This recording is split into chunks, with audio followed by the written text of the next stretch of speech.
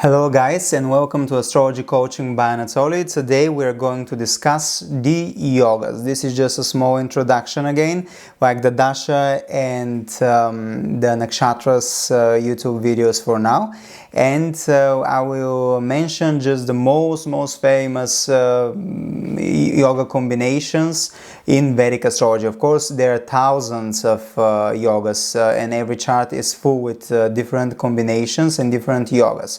So basically, yogas in Vedic astrology means combination of planets, and each combination of planet can bring good events. It can be auspicious, but it can be inauspicious and can lead to bad events. And if you want to know when this yoga will be activated, you have to check your dasha period. For example, if you have yoga that is related to Venus, in the Venus period, in your Venus planetary period, this yoga will be activated. That's why in many charts you see, for example, yoga for fame, and you come and ask, but why I'm not famous? I have this yoga for fame, but you are in a different planetary period. And when this planetary period comes, then this yoga will be activated. Okay, so now we are going to see the most famous yogas in Vedic astrology. Let's start now.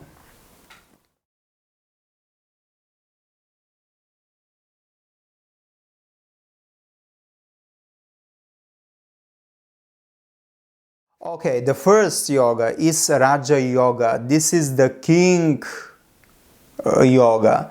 This is the yoga that makes one person a king. This is the yoga that brings wealth. This is the yoga that brings prosperity. Raja Yoga appears when there is combination or aspect or any kind of relationship between Lord of Trikona and Lord of Kendra house. For example, the Lord of the 5th house and the Lord of the 4th house are aspecting each other or are conjunct together. This will create Raja Yoga. Okay, the other very famous yoga is dhana yoga. This is the yoga of great wealth. As you know, the main houses Vedic astrology for wealth are 2nd, 5th, 9th and 11th, and if the lords of this house, of course, first lord is very important too. So if there is any aspect or any relationship between the lords of these houses, then a dhana yoga appears. For example, if the lord of the 2nd house is in the 11th house, this is a very big dhana yoga.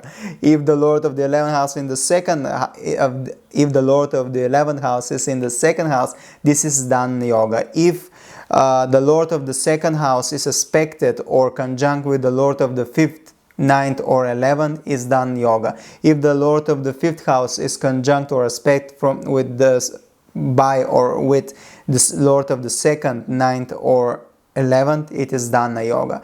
If the lord of the 9th house has a similar relationship with the other wealth-giving houses, and if the lord of the 11th house have the same relationship with the lords of the wealth-giving houses, this will create dhana yoga, and this will bring more money in your life. The other yoga is Buddhati Yoga. This is conjunction between Sun and Mercury, but Mercury must not be combusted. This will give you great intellect.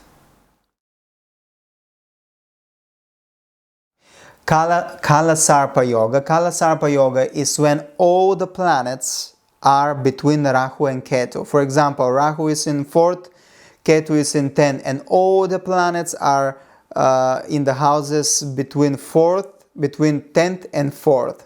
This will create Kawasaki Yoga. And when a Kawasaki Yoga is, when you see a Kawasaki Yoga in a chart, this means that this person will have a lot of ups and downs, a lot of issues in his life or her life. But it will make you unique, very not hardworking, but very non-giver. I mean, you never give up. This is what I mean. These people with Kawasaki Yoga, they're real fighters, and because they had so many challenges, so many ups and downs, that life taught them to fight for their dreams, for their goals. And one of the most famous people, one of the most brilliant, unique people have Kawasaki Yoga in their chart. Lakshimi Yoga is when Moon is conjunct or aspected by Mars. This some astrologers say aspected, other astrologers say conjunct with Mars. This yoga gives wealth. The other yoga is Vipraeet Raj Yoga. This is when the Lord of the Dushtana house is in the Dushtana house. For example, the Lord of the 6th is in the 6th or 8th or 12th. Again, there are different theories here. Some astrologer says that if the real Vipraeet Raj Yoga is when the Lord of the house of Dushtana house is in the house. For example, the Lord of the 6th is in the 6th, the Lord of the 8th is in the 8th, the Lord of the 12th is in the 12th. They say that this is the real Vipraeet Raj Yoga, but other astrologer says that it can be, the Lord can be exchanged. For example, the Lord of the 6th is in the 8th or 12th, for example. For me, this is again Vipraeet Raj Yoga. In this case, all the bad things that come to you will give you blessings. For example, you are in the airport and you miss your flight, which is something bad. But, for example, the plane crashes and you are the survivor because you are not in the airplane. So this is Vipraeet Raj Yoga. All the bad things that comes to you are for your good and they're your blessings. Okay, the next yoga is Panchmo mahapurusha yoga. This is yoga when a planet is exalted or in own sign in Kendra. There are 5 planets that can create this yoga. Mars is the first one. It gives victory over enemies. Mercury is the other planet. It gives intellect. Jupiter is the other planet. It gives luck and fortune. Venus gives good marriage and love. Saturn gives authority and power. If Saturn is exalted in Kendra, this is Mahapurusha Yoga and it will give you authority and power.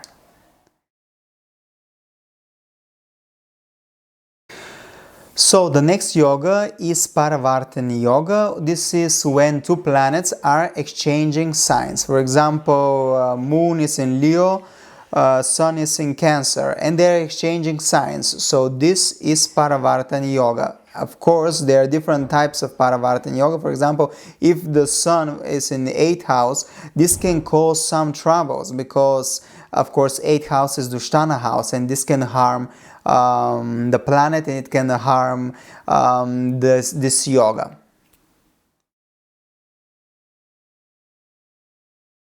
The next yoga is Kartari Yoga. Kartari Yoga is also called Caesar's Yoga because, for example, we have Moon in the 4th house, but Saturn is in 3rd house and Ketu is in 5th house. So Moon is hemmed between 2 really evil malefics. So this causes issues. And this harm the benefic planet. Of course, there is a different type of Kartari Yoga. For example, if Saturn is surrounded, Saturn is in the 4th house, let's say, and Venus is in 3rd and Jupiter is in 5th, this is other type of Kartari Yoga, and it makes Saturn, the negative side of Saturn, weak. So it gives good results here. Sarpa Yoga is the next yoga. This is when all the malefics are placed in Kendra. This causes issues in life. The next yoga is Nichabanga Yoga. This is cancellation of debilitation. For example, you have Venus in the 6th house, Venus in Virgo, not the 6th house, Venus in Virgo, which is debilitated. But if you have Mercury there, Mercury will be exalted. And this position of debilitated planet with the exalted planet creates Nichabanga Yoga, and Venus is not debilitated. There is cancellation of debilitation. Again, you have some issues with Venus because it's in its debilitated sign, but still it will not be so weak. This is why this yoga helps the debilitated planet to be more stronger, and it will give good results, not only bad. Of course, there will be some issues related to the debilitated planet, no matter the Nichabanga Yoga. Okay? So these are the main, most famous yogas that I have met in the charts. Of course, there are many others. We are going to see and discuss them, but most of the people want Raja and Dhana Yoga in their chart. Yoga for fame, wealth, recognition, and happiness. But of course, in each chart there are many yogas, many combinations of planets. So every chart is full with different types of yogas. So thank you for watching this video, and see you soon.